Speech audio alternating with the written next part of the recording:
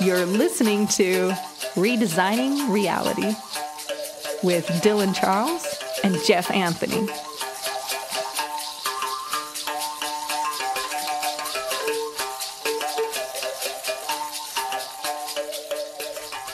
Okay, this is it. This is Redesigning Reality. And thank you very much for tuning in. I am Dylan Charles with you with Jeff Anthony as always. Jeff, how you doing today? Doing awesome. It's snowing outside. Got to give the weather report, you know. Always got to give the weather. It's we were up to almost 80 the other day, down in the 40s today. It's freaking beautiful. All the trees are confused though, so the apple farmers are freaking out.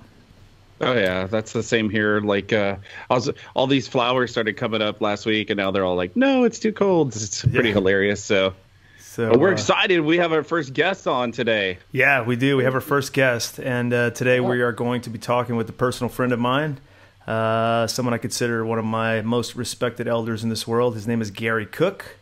He is, among many other things, he's the founder of Iboga Wellness. Now, Iboga Wellness is a center in Costa Rica where you can go to experience the shamanic plant medicine Iboga, and it's unique in the sense that Iboga sort of has the reputation for being very effective for opiate addicts and healing people with severe drug problems. And at the center where Gary does his work, they primarily focus on people who are there to experience they call it psycho-spiritual journey, but people who are often healing from, I don't want to say less serious things, but other things like depression, anxiety, fear, dealing with childhood trauma, but also people who just want to explore the depths of their own psyche. So Gary has been training for many years under a 10th generation Bwiti shaman from Africa. He is very well knowledgeable in the Bwiti spiritual tradition, and within this tradition he is fully initiated. He is referred to as a Nima, which translates into a Bwiti elder, and as we get into the conversation here, I think you'll find that his wisdom and his insight definitely is worthy of that title. So with that, Gary, welcome to Redesigning Reality.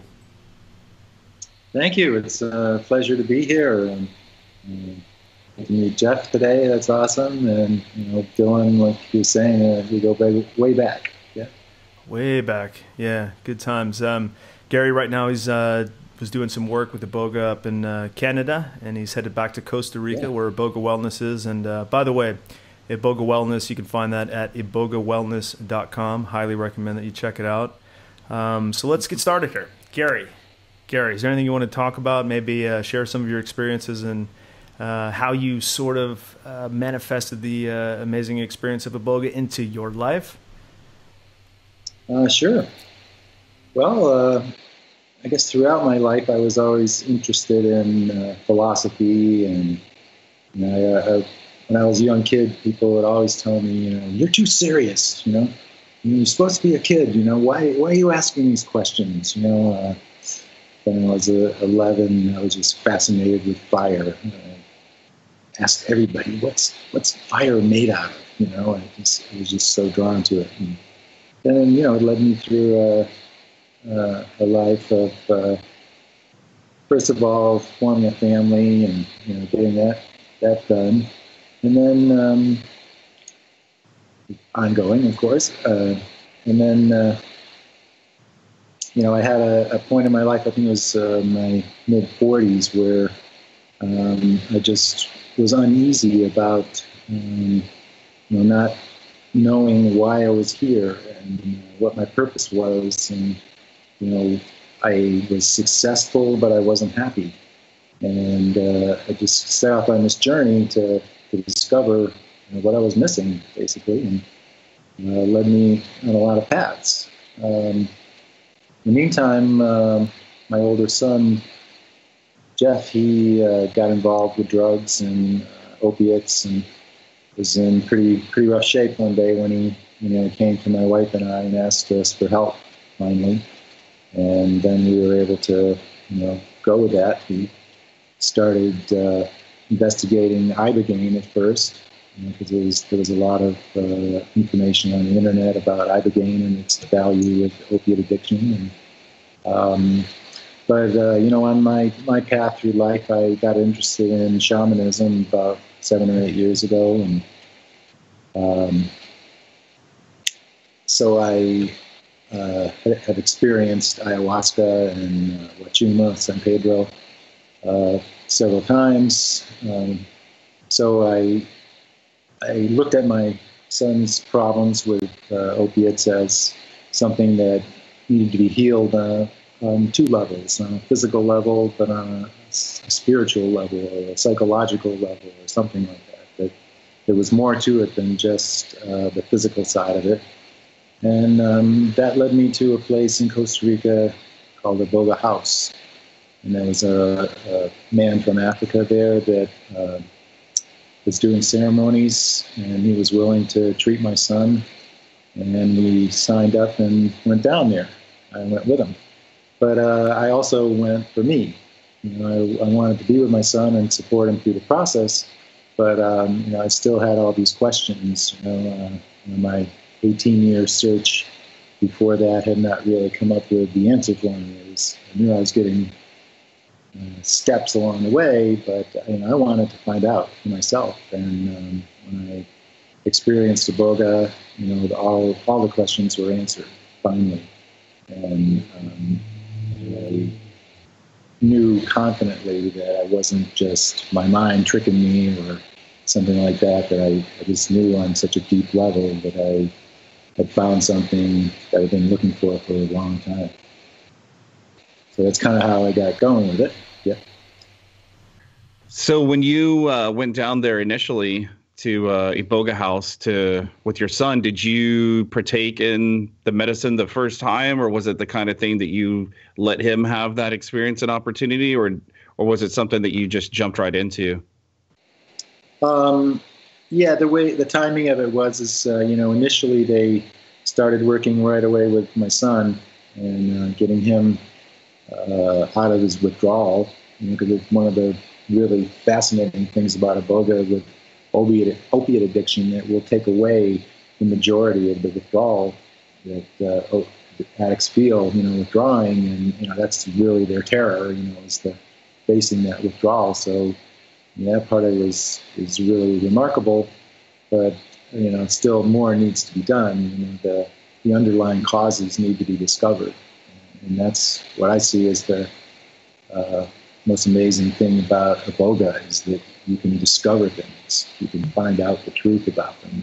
And it's almost too good to be true. I find myself saying that so many times, and really think of talking about Iboga, I have to hold back, because if I tell the truth of it, people just don't believe me, and I'll blame them. Yeah, that's absolutely true. What was your first experience like? Well, not an easy one. Fortunately, I turned out to be kind of sensitive to Iboga, so it didn't take a whole lot to get me into a place where the medicine was working with me. But the first night, it was all night long an investigation of my belief systems. And essentially, it was almost like a conversation where Iboga would show me something that I picked up along this 18-year seeking path, and it would just ask me, do you know that's true or not? And I would look at it, and I would see it, and no, that's not true. Bye. And then the next one would come, all night long, and it seemed like forever, and it seemed like the list of things to be reviewed was infinite, but somehow morning came, and I got some sleep, and when I woke up, I just had this clarity, that I hadn't experienced, I think, since I was a kid, because, all of those beliefs that I had that were bumping into each other and banging against each other and causing me to be confused, they were gone. And it was just such a remarkable feeling. I still remember it, and still am that way now, actually. And so that was cool. But then go ahead. Yeah. No, I was just going to say that. So nowadays you work with you don't work directly with addicts at Iboga Wellness Center. So you're seeing a lot of people going through this experience for their first times. I think Jeff wanted to ask you kind of what you see, like what are the more exciting things you see, and one of the more hopeful, brightening things that you see other people going through in their first ceremonies with Iboga. Sure. Well, I guess around that, I would just like point out that, each of us is so different in our experience. Like we all have, most of us anyway, have 2 arms and 2 legs and a head, we're like that. But in terms of our experience, it's no one in the whole world has ever gone through what you've gone through or what I've gone through. It's so unique. And that's what I love about working with this medicine. It's always fascinating to work with it because everyone is so unique and their experience is so unique. There's some common threads to it, and that's why I really love the traditional Bwiti wisdom that goes along with the medicine, because it really addresses pretty much everything that anyone brings to the center, their issues, whatever is bothering them, whatever their unique experience created for them. This wisdom, which is extremely simple, just kind of has an answer for it. And just apply those and people transform. But in very unique ways, transformation is a great thing, but it can be a painful thing too. And the rapid transformation, especially, that can be tough. So I always it's one of my favorite things to say to people is, you only get the juice by squeezing the oranges, so it's usually when we're squeezed the hardest, and things are, when you're put through trials and you pursue your dream or your healing or whatever that may be. I tell people all the time, when you start down the path, don't, be aware it's not necessarily going to be easy, but it will be the most rewarding thing you ever do. And I wanted to see if you had a sec can you touch on some of those Bwiti philosophies? Because it's something that's triggered me in my mind. I'm really interested. You said that the commonality of the Iboga experience is the Bwiti traditions or philosophy. So, and you said they're rather simple. So I thought maybe we could take a moment to just tap into that for a sec. Sure. And I have to kind of preface that with that is my passion now in life, is to share this wisdom, because it was just so wonderful for me, and something I realized that I already knew, that I just forgot about it. I knew this when I was a child, all this stuff. I learned it early in life and could see it clearly, and then kind of got off somehow. But anyway, I would say like the fundamental concept behind it is that, for each of us, our life is a gift from the Creator, from however you see that in your own experience, but the one that created the earth, also created us and gave us this gift to be alive, be conscious, to have awareness, to go through experience, to see the contrast that's out there and the beauty. The earth, for me, is such a beautiful, beautiful place. And, not everything is beautiful. There's a little ugliness there, so that I can appreciate the beauty. Without the contrast, everything would become kind of gray. So just kind of the idea that our life we're just given to us. And when we arrived here, everything was here. Everything was already there here on Earth for us. Everything we'd ever need in our life. We don't need to go to Pluto to get something, to make it happen here. It's already here. Mm-hmm. And, it's all free. It's essentially, if you take our money system out of it. Dylan. I want to set the stage here a little bit, because you were talking about your first Iboga ceremony, and examining your, like a rapid fire examination of your belief systems. And now you're talking about the Bwiti philosophy, the wisdom transmission.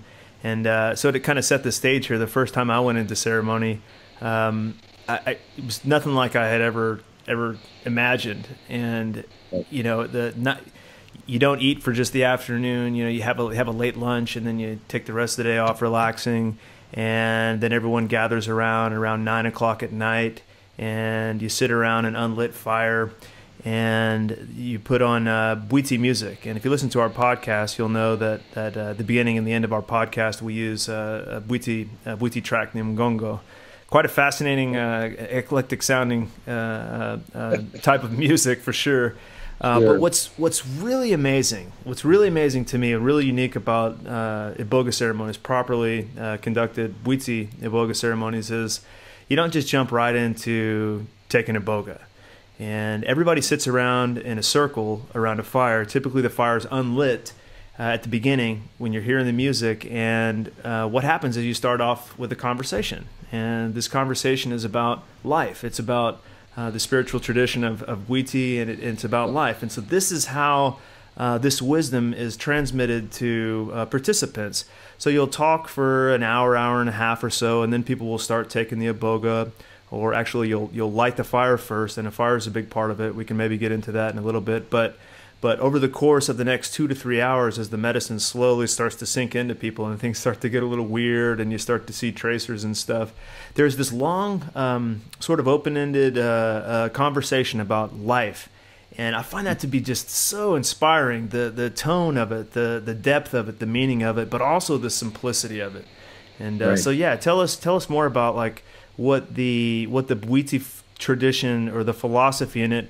What's in it that really helps people today? Because people today, a lot of us are suffering from some of many of the same things: depression, anxiety, whatever. Like I had said. So why does it resonate with such simplicity?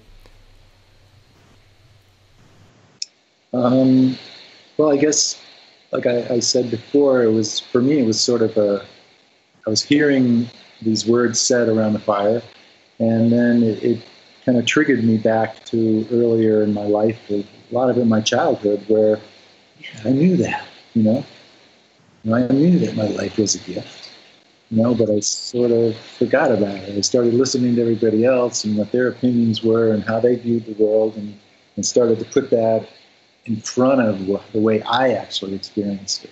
I gave up my individuality to the world in a sense, and then I accepted the worldview of everything and questioned myself so much that I lost track of it.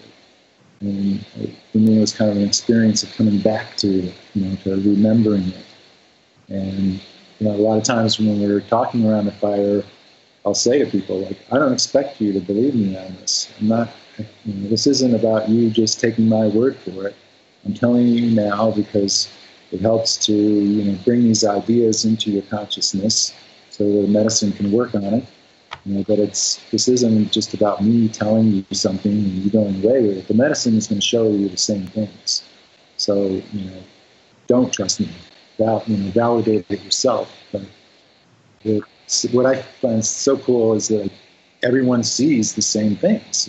It's the same basic truths, that show up and maybe interpreted a little bit by different individuals based on their experience, but it's the same stuff, and it's simple, and it works. I practice it, I live it, because first of all, it appealed to me, to my mind, that this made sense, but living it and practicing it has made it even deeper for me, because it works. Before I did this kind of work, I was an engineer. And one thing about us engineers, we like stuff that works. And Iboga works. And I can't say as I really understand every part of it, how it works, but I have observed, the effects, and, it definitely works. Almost all the time, unless it's blocked by someone's mind or will, because it doesn't ever go against anyone's will, then it happens. And But again, because we're all so unique, we don't really know how it's going to happen, how it's going to unfold, or what's underneath. A lot of times people, go ahead, Jeff, sorry. No, I was just going to say, it reminds me a lot, listening to the conversation here. It's what's unique about it and interesting to me is what Dylan was saying about how you all sit together. It seems more communal than my experience of ayahuasca. Ayahuasca seems more like a individual journey, and it is something you fast for longer periods of time. At least I was recommended to do so. And then you jump right into it. I mean, you just kind of jump right into the ayahuasca thing. And it's like, you're kind of not prepared for it. But the similarity that I'm gathering from my experience with ayahuasca was, our whole concept of judgment, right? The thing that I realized in ayahuasca is I had become very judgmental, not of people, but of life and experience. And by judgment, I mean, I had begun to label this is good and this is bad. And that's not necessarily true. I discovered through that things just are, right? It just is. And it's your interpretation. And it's taught me in my experience of trying to help others through counseling and shamanic work that in some of those experiences that we label as bad are some of the biggest gifts and some of the wisest knowledge and information that we can extract from our experience. And it was funny because my experience with ayahuasca was let go. And then I would say, well, let go of what? Let go of this? Well, let go. And then what about this? Well, let go. And it was the same kind of thing where you're starting to have this conversation and this reset and realizing I've become so mired in the world of what is that I've forgotten the beauty and the mystery. Like to me, the coolest thing about ayahuasca and Iboga, especially Iboga at this point, is that it's a mystery to me because I haven't done it, right? And so the idea of jumping into the mystery and just seeing what is fascinating to me. And it restores this kind of childlike curiosity about life and just letting things come as they are. So I was wanting to ask you, how many years now have you been involved in Iboga, and how have you seen Iboga evolve as far as, for example, ayahuasca to me was this taboo thing at first, and then all of a sudden it seemed like right after Dylan and I both got interested, the whole world jumped on and was like, oh, I want to know about this ayahuasca thing. And then Iboga naturally, it was really funny. Right about the same time, Dylan was like, dude, I think I'm going to do this Iboga thing. And I was like, dude, you suck. I want to do that. So it's neat how these things kind of wind and find you, So go ahead. Yeah. See, I'm trying to remember what we were talking about. I was asking you, how long have you been involved with it? And then how have you seen it kind of develop over time from something that was a taboo to something that's kind of a more accepted practice now? Well, for me, it's been almost exactly 6 years that my son and I went to Costa Rica. I got to witness my son's transformation, which took about a week. 5 days of intense work by the shaman and lots and lots of Iboga. The shaman told me that my son was actually the most difficult case he ever had. Oh, wow. Detox, he was deep in it. And, but I got to witness the return of my son.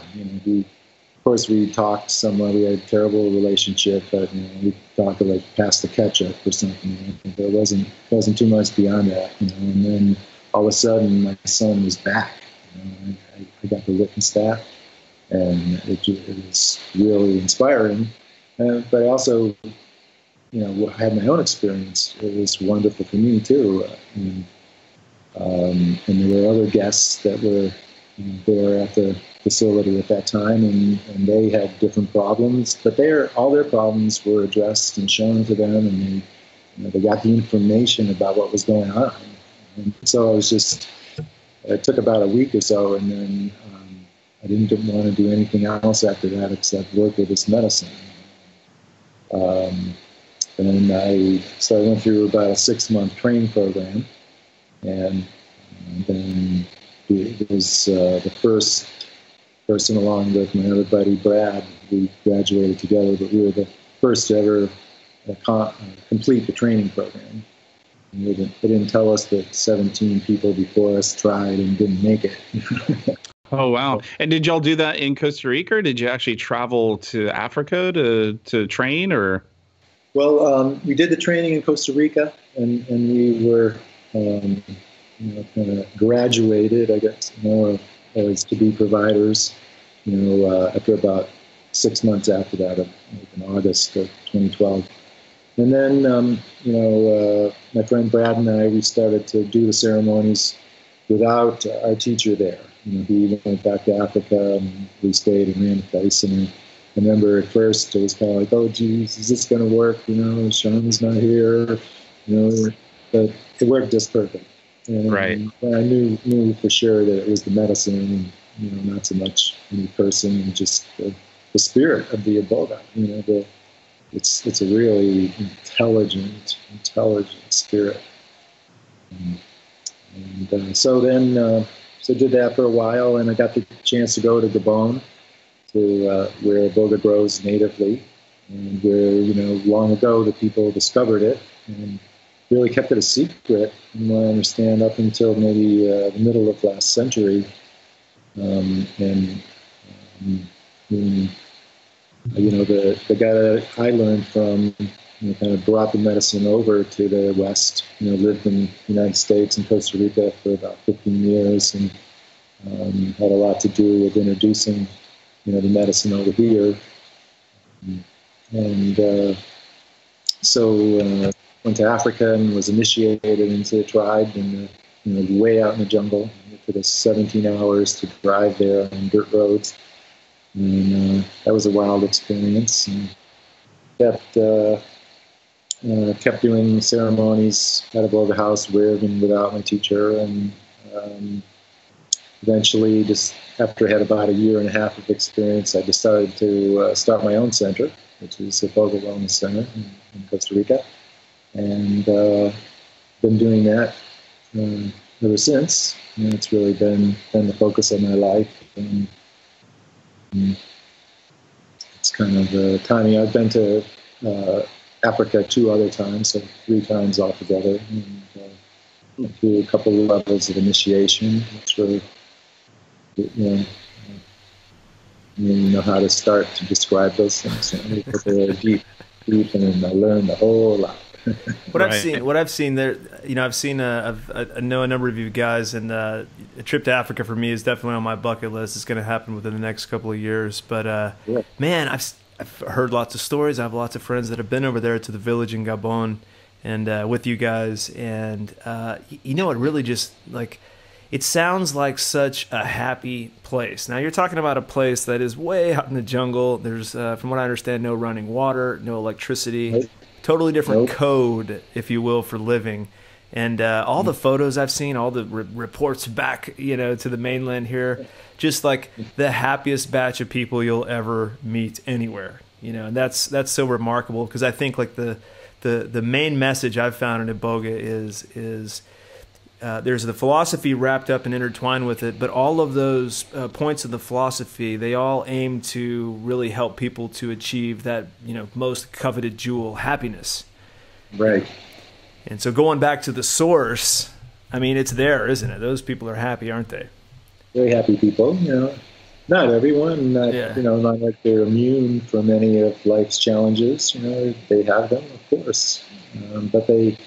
It's more of a matter of when you realize you have a choice, that you're not just your mind, that your mind is simply a part of you, like your finger or your foot or your gallbladder or whatever. It's your mind is just a part of you. It's not all of you. And once you realize that and get control of it, you realize that you have a choice, on how you're going to react to things. What your own internal experience is going to be. That's probably what we have most control of. by fostering that environment inside of you, that we can attain happiness. The rest of the tools, it's all about happiness. And that's what we all want, right? Yeah, might not absolutely. Because this for me, but that's what I want. So simple, but so difficult for some. I mean, a lot of people to really experience. Yeah. Well, it's because what makes you happy is not necessarily what makes me happy. Yeah. So everybody's looking for this one happiness rule. The one thing that it's going to make me happy. But it's you. You want to find that, just learn about you, figure out who you are, and then it'll be apparent to you. Yeah, absolutely. Go ahead. No, you go ahead, Jeff. I insist. Go for it. Okay. Well, I was just gonna say it's in the book that I wrote, Journey to Inner Sage. Cosmic Wizard, a journey from outer rage to inner sage is the title, and I call my website Journey to Inner Sage because of exactly what you're talking about. I tell people all the time, this is your world, and I'm just in it. And for me, this is my world, and Gary, you're luckily in it, and Dylan's in it, and but we draw in or bring these experiences into our world, right? Through our consciousness, through our awareness of things, and what we focus on. And it's absolutely true. It's all a choice. The good, the bad, the happy, the sad. And another thing I wanted to comment on was when my wife and I moved to Costa Rica, we moved to a very remote area with about 400 people. There was no telephone service. There was no cell phone service. No roads. Of course, there was no roads. There was running water and electricity. And even most of the indigenous people to the area, the Costa Ricans, did not have electricity because they were like, what, $18 a month for electricity? That's ridiculous, and I'm laughing.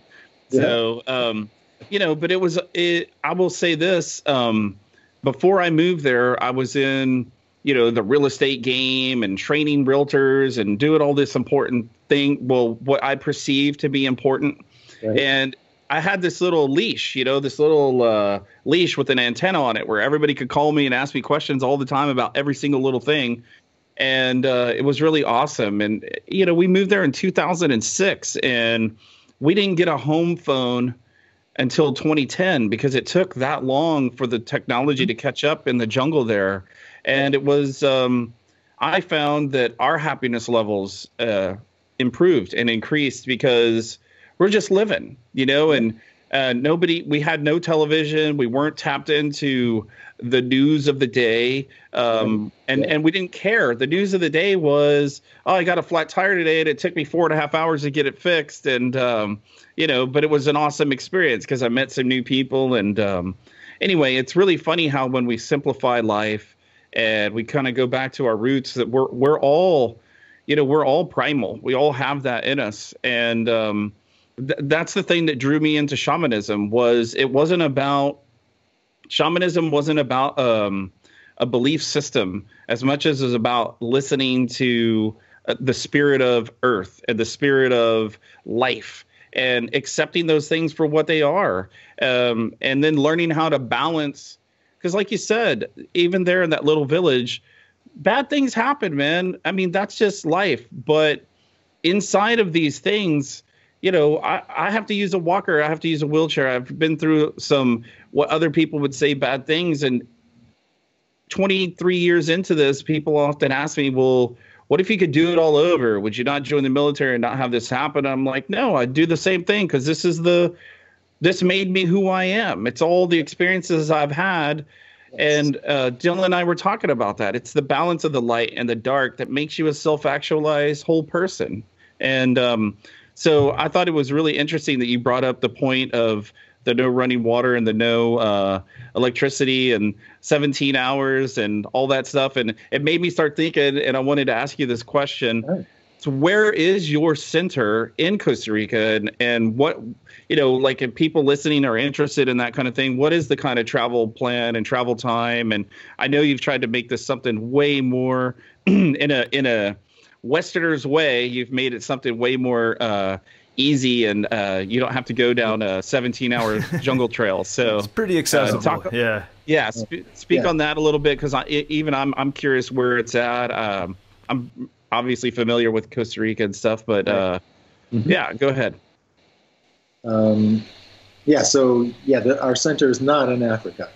It's in and because I don't think I'd want to be there if it was in Africa. But anyway,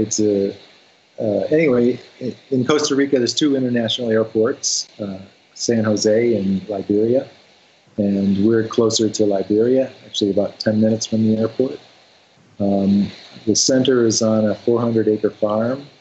You know, when we throw in a hacienda, the family home of the people that own the farm, and you know, the kids have kind of grown up, and so they've moved on to different places, and they are renting the place. So we got that from them.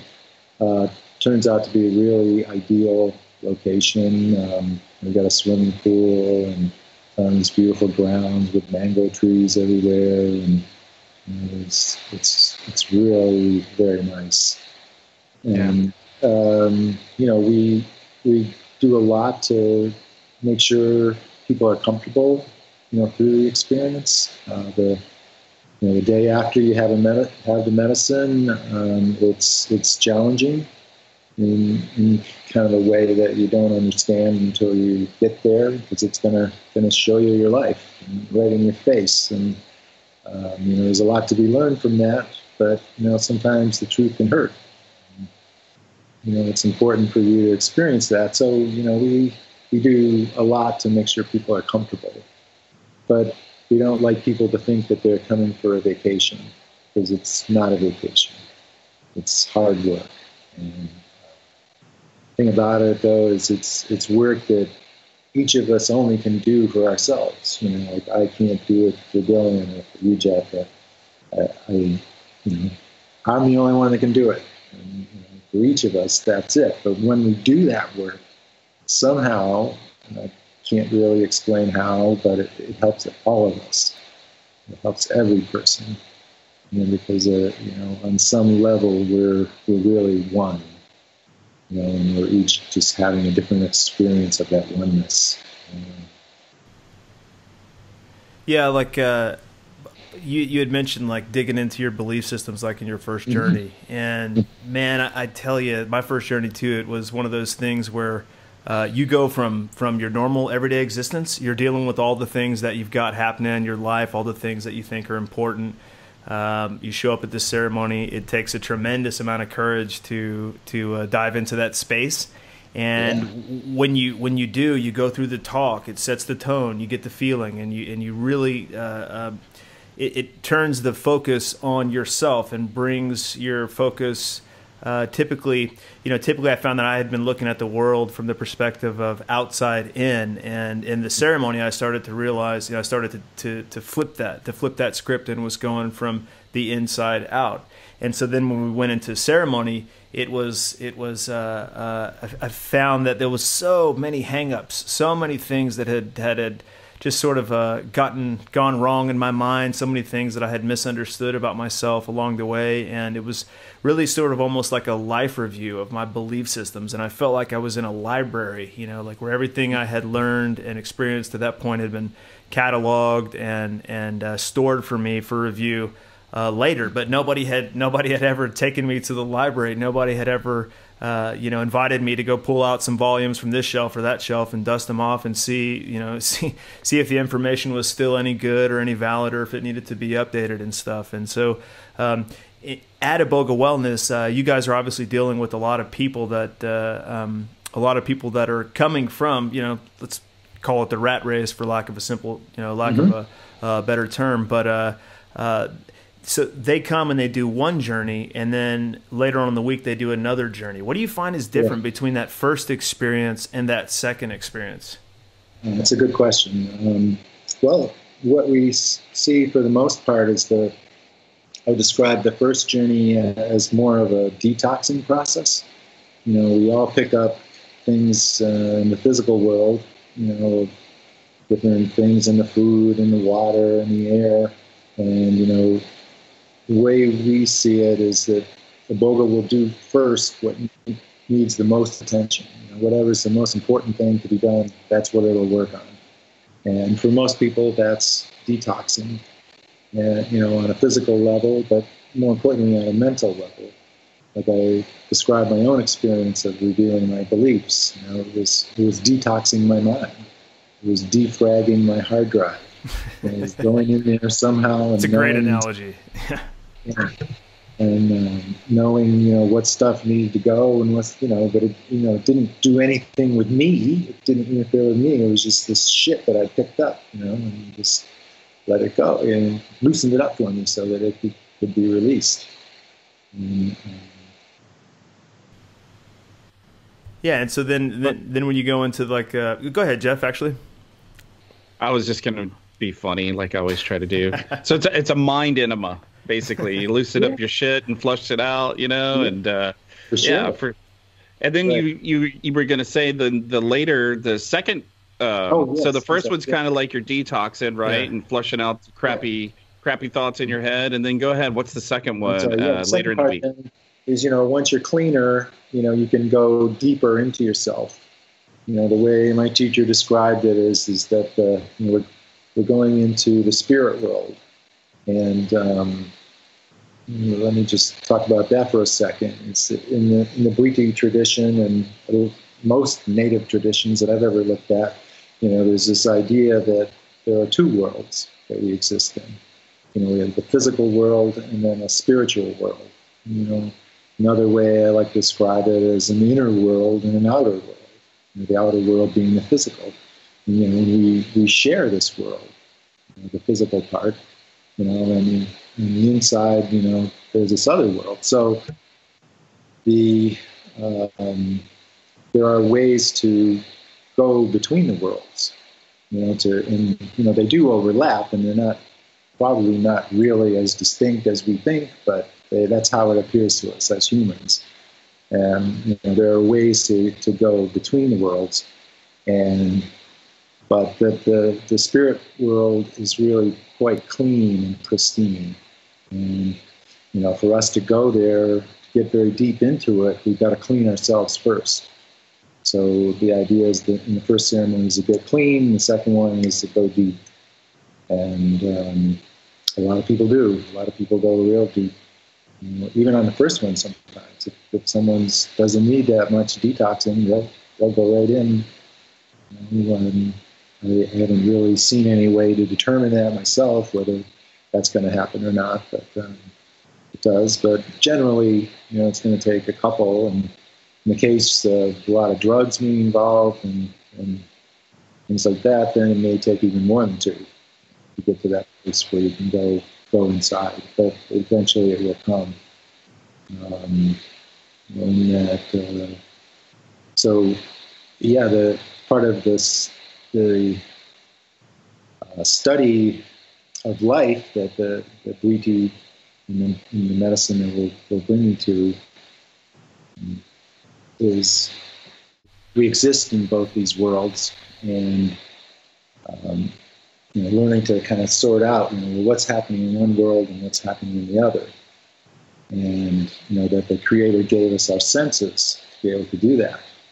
He gave us, our a sense of vision, hearing, feeling, tasting, to know the physical world, and also a sixth sense to, get us some information about that other world, the spirit world. So would you say that they're connected? Like, have you, in your experience and your clients' experiences, have you noticed that they have maybe reported to you that the clutter they had in their physical world, as far as, activities, thought processes, drugs, even that whole toxic mindset, does that clutter or cloud their spiritual realm as well? And, or, by investigating, because I kind of see it as, if you can go into your spiritual world and kind of do some cleanup, then you can start to see physical effects of that in the physicality of your world. Has that been your experience? Oh, definitely.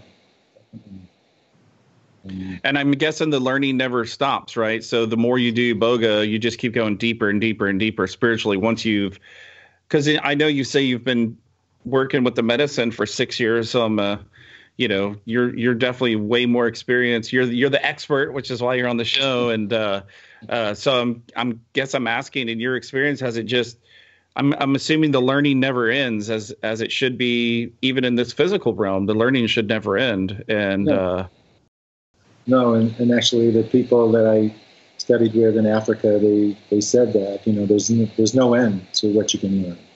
You know, it's just completely open-ended and about life and about yourself. You know, and you think about our culture. You know, we spend so many years learning a career or something. You know, like 10, 15, 20 years. You know, how many people spend any time learning about their life? You know, about life itself. What is this thing, life? You know, we don't spend any time at it at all. And then, you know, we kind of wonder why things kind of go a little sideways sometimes in our world. You know, but we're just missing out on that. And, or in Africa, they teach their children that right from the beginning. They make children, you know, in the tradition anyway, when you come into puberty, you know, you go through the initiation and you're shown all this, you know, information about life, and you have the Iboga experience, and you know, have that to take with you the rest of your life. We don't have anything that in our culture like that. We don't even have anything to recognize becoming a man or becoming a woman. You know, it's so vague. You know, well, is it when I get my driver's license, or when I can vote, or when I can go into service, or drink some beers? Yeah, exactly. You know, there's no ritual or recognition of a transition, which is real. You know, when those hormones start hitting your body, man, life changes. You know? For sure. For sure. I will say, as a Texan, we kind of had these little initiatory things. I don't know about Dylan, but I grew up in the sticks, you know, and so you went with your dad to go hunting, which is really primal and interesting as well. That's kind of our initiation for me and many of my friends growing up. And you get to go hunt and stalk and do all that stuff. But it wasn't until we were right there, like 12, 13, all of our dads decided, okay, you're ready to shoot an animal now.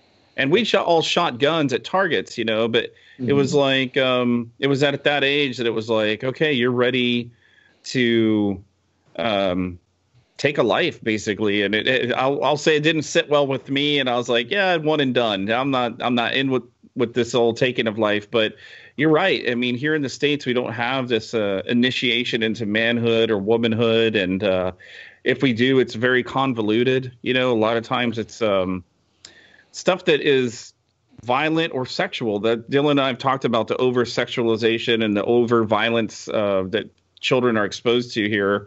And it's really interesting. I love your comment about how we're not shown these things. You know, you spend so much time in Western world becoming an expert at engineering for you or for my wife. She's an expert programmer for, you know, websites and developing all that kind of stuff. But are we developing the most important thing we have, which is this vessel and our spirits that are, you know, reside inside of this thing? And that's where I, you know, said before, when people ask me if I would do this all over again, you know, being in the situation that I'm in, it provides me the opportunity to write books and to think about these things and do meditation in the day while everybody else is trying to figure out where they're going to go grab lunch so they can get back to their cubicle and freaking, you know, analyze, you know, the hydrodynamics of the water runoff at the Walmart parking lot that they're about to build. So, which sounds really ridiculous and stupid, but that's what, you know, I mean, that's what civil engineers do. It's important work. Yeah. And, you know, if the slope of the shopping cart is going to, you know, take somebody out and all this kind of stuff. So, but, you know, these things aren't growing people spiritually. And I think it's why, you know, I call it like being spiritually bankrupt. You know, at some point you get into your 40s, like Dylan and I are now, and sometimes earlier, sometimes later. And yeah, you're spiritually bankrupt. You don't know what you believe. You don't know where where to go and what to tap into. And so I was wanting to ask you, another question is, what have you seen Iboga do as far as the spirituality, but more like on a physiological and psychological level for, the clients that you've had at your center? How does it help them develop their physiology and psychology in ways that change their outlook and maybe bring them into some kind of spiritual practice? Okay. Talk about the physical part first. Iboga does have physical healing properties for sure. They may be, it certainly seems to me that those are tied to other things too, like the psychology and the spirit. But there are definitely physical things that happen. We've had people, one example is we were driving the guy back from the end of the session to the airport, and he wore glasses, and he's looking around and he says, something's wrong with my glasses. They just don't work anymore. And then he takes them off and he can see fine. That's awesome. Right. But does that happen to everyone? No, it doesn't. We had another guy, he was a window washer, and his knees were just junk. His nickname was Frankenstein, because he couldn't bend his knees, and he just hobbled around. After Iboga, he has no pain in his knees at all, and he can just do things like anybody else. You'd never know he had a problem. So we see these random, that isn't really the right word, I guess, but these hard to correlate kind of phenomenon happening. Most everyone has some kind of physical benefit from it. It's hard to pinpoint sometimes, but I would say that more importantly is the enema for the mind that we mentioned. It somehow goes in there and just clears out the clutter, and with that effect, seems to be the most important one from my perspective in terms of changing people's lives. As we go through life, a lot of people run into trauma, and I had that same experience myself. Something that was healed for me was that I didn't know for most of my life until I had Iboga that I was sexually abused when I was a young boy, and so it kind of manifested in my life. And if I went into a public restroom, I couldn't urinate if anyone else was in there. Like I'd be in there and I'd be like dying, but somebody else would be in there and nothing would happen. And as soon as they left, then good. That's how it manifested. And I was like, well, what's going on here, to me. And it wasn't until that I found out about the sexual abuse that went on, and actually my grandmother, who was dead, that I was communicating with on the medicine, told me what had happened, and seems like it would be something really traumatic to face, but it felt good to know. It was a positive experience for me, and now I don't have any symptoms. I can just be in the bathroom. I don't care. Someone comes right next to me. It doesn't affect me at all. So kind of an example of how the spiritual things can manifest into the physical. And knowing that and learning that about myself, freed that up for me. Had people that were in wheelchairs that walked afterwards, and not too much of that kind of stuff, but dribs and drabs. Mostly people that were depressed, kind of, and had gone through experiences that just left them kind of locked up. With Iboga, you can review your whole life. You can go through every single moment of it you want. And what can be so valuable about that is you can go back in your life to whatever trauma happened to you, and you can observe it from a third-person perspective. You can be who you are right now, and you can watch it. And you can see how, at that time, your interpretation of it was really different, that you didn't get it right, at that time because you're just a kid or whatever, and the trauma was a lot of the mind's reaction to that, the mind trying to explain it and saying, oh, that was because no one loved you, or, and you go back into your memory in clarity, and you can see that, no, that wasn't the case. It was just something else, but my misinterpretation of it is what created all this trauma. And when you get to the bottom of it, it's not always like that. Sometimes there really was something terrible that happened. But, you look at it and it changes people in a psychological way, or just how they approach life. It just doesn't seem to bother them anymore. They've seen what happens, and they've been able to look at it from a fresh perspective and see that, like you were saying earlier, it made you who you are. Without any of it, we wouldn't be who we were. We're a product of our experience, for sure. Yeah, it's interesting because we know that the mind somehow can wrest control over the physical body. I mean, we see this with the placebo. Yeah. We see this with the placebo effect. I mean, that's kind of like the cutting edge of mind-body consciousness research right now is seeing how people can overcome things like you said, like poor vision or knees that just don't want to unlock themselves. But give those people a pill and tell them that this is a miracle pill that can definitely, without a doubt, heal their knees or their vision, and they'll believe it and they'll internalize that belief that has like an unbelievable power over the physical body.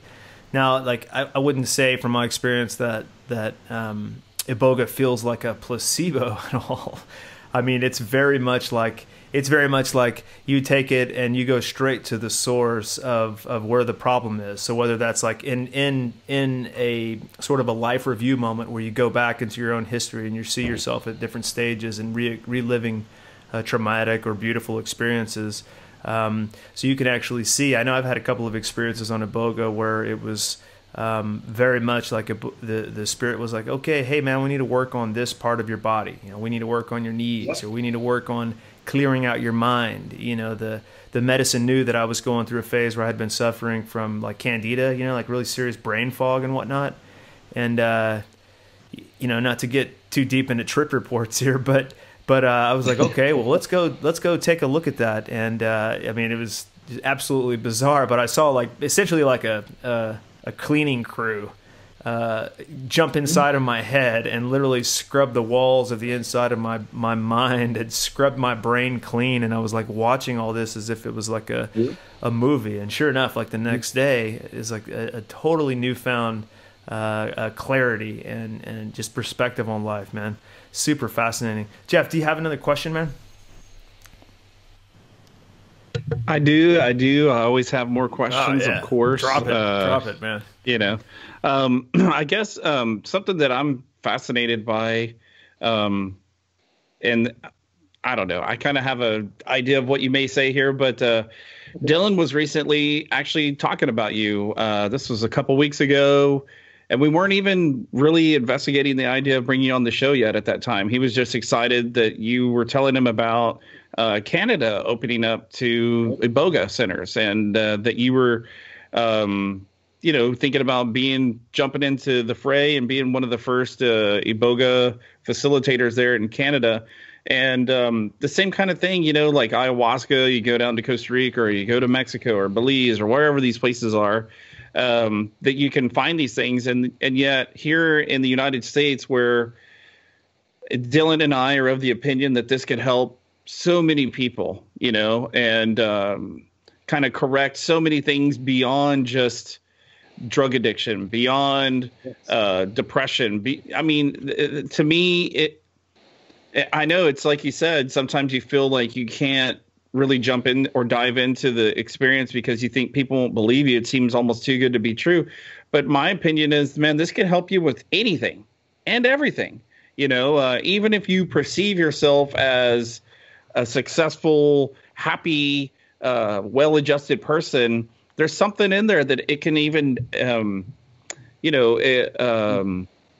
magnify the successes that you're already having and stuff. So my question is, why do you think Iboga is, limited from us in the United States? And And why do you think actually that places like Costa Rica and now Canada are jumping on board and allowing people to have these centers and help people? Well, I guess we could go a long time on this, but essentially I see in the United States, it's under control of Big Pharma, and it just ain't happening. There's too many good customers out there. They don't want anybody to be cured. It's a sad truth, but it's the truth, apparently from their actions. Canada's a little different. They are very much affected by the U.S., but the health system that they have is more conducive to helping the people and not just making money. There seems to be a real, within the government, more of a concern for the people and less about profit and supporting big business. So there is actually, I'm in Vancouver, British Columbia right now at a center here called Iboga Soul. And we've been working this week with four drug addicts. We had one of the guys we had was a really bad fentanyl addiction, which is really serious here. What seems to be going on from what I've talking to people is that the drug dealers are just putting fentanyl in everything. Yeah. The cocaine and heroin to fucked up. Get it up a little bit. But it's such a highly concentrated drug, being hundreds of times more powerful than heroin itself. Right. If you just screw up a little bit on your mixing, you don't mix the batch quite right, you could, deaths are occurring because people are getting too much and it's killing them. And it's a real problem here that the Canadian government is sincerely interested in working on. And, we had one of the people we had to actually take to the hospital because, he was going through severe fentanyl withdrawal, and we weren't really set up here. We didn't have the facilities, And luckily, the EMT that we work with is really respected at the hospital and has already talked to the doctors about Iboga. And so we just went in, totally upfront. Hey, we gave the guy Iboga to get him off fentanyl, and he's just having symptoms of fentanyl withdrawal now. And but the Canadian government is like, okay, cool. Bring him in, and they're actually kind of interested in Iboga and what it could do because they know they got a problem here. It's not just here either. But right, and the difference I see is when you have a socialized medicine system, they're not wanting to pay people. It's costing them to have drug addicts on their hands, right? And here, it's addiction for profit, right? So. It was right along the lines of what Dylan and I have already knew and we've dove down that rabbit hole. And, and it's a sad state of affairs. It really is, because you would think that, conservation of life would be the most important thing to any world government, because those are your citizens, right? And those are the contributors to your advancement of everything, right? Medicine, technology, all of it. And we seem to live in a very convoluted and confusing time where, you better be interested in your self-care. And that's why we want to do more things like this and bring people like you out into the open and into the world and present these to people. And that's why we try to talk about the positive and the spiritual side of things, so that people can look inside of themselves and explore their self-care, because nobody, man, especially here, nobody's going to do it for you. And I liked what you said earlier, that this is about you. It's about your journey. You can't heal people with Iboga unless they choose to come and participate in it. And I think it's an amazing thing, and I think it's a miracle thing, and people should use these words more often.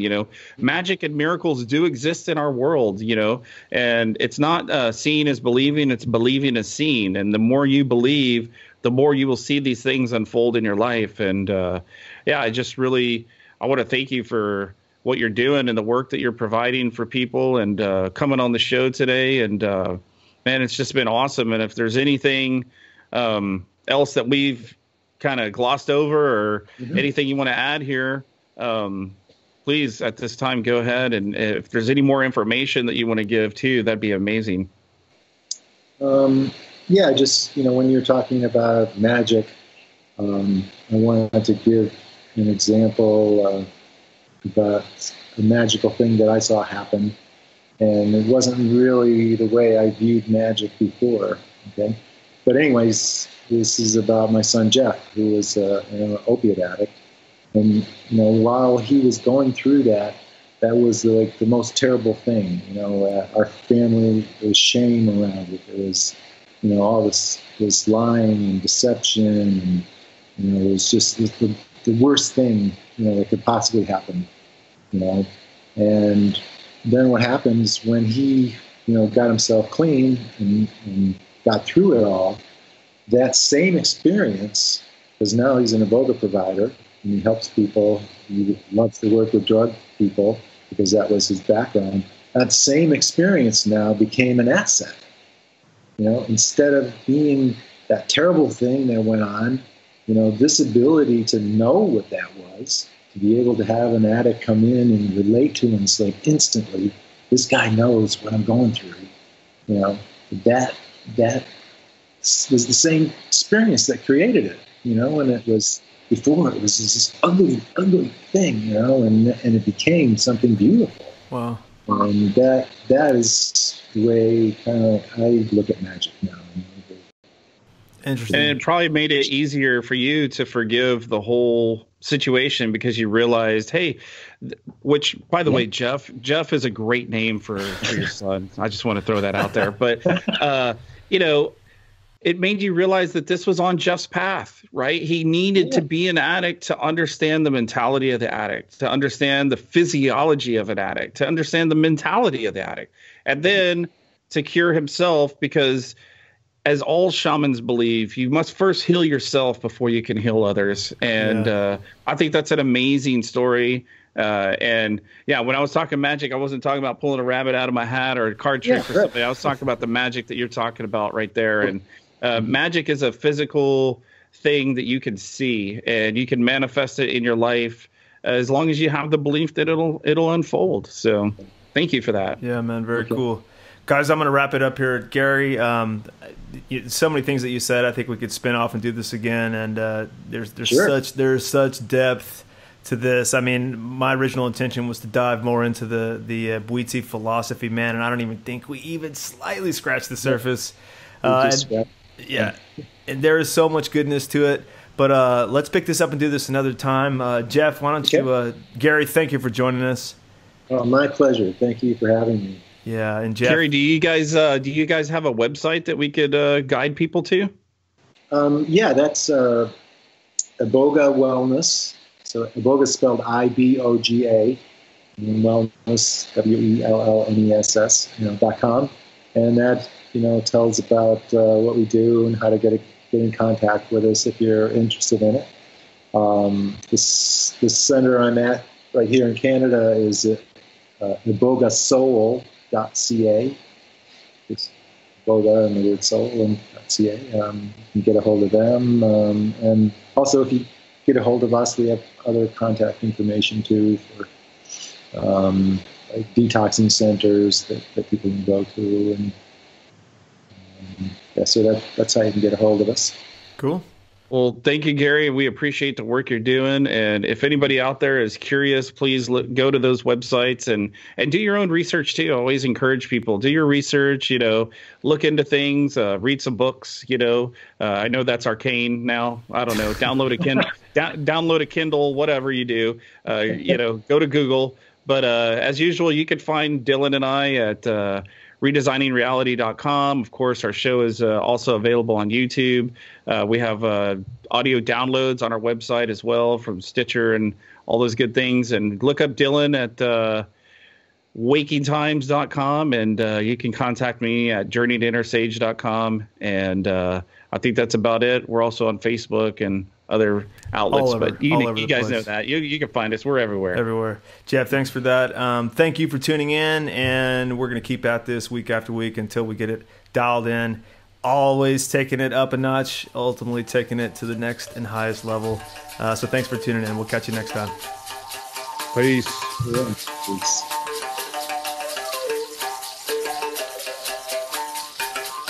You've been listening to Redesigning Reality with Jeff Anthony and Dylan Charles.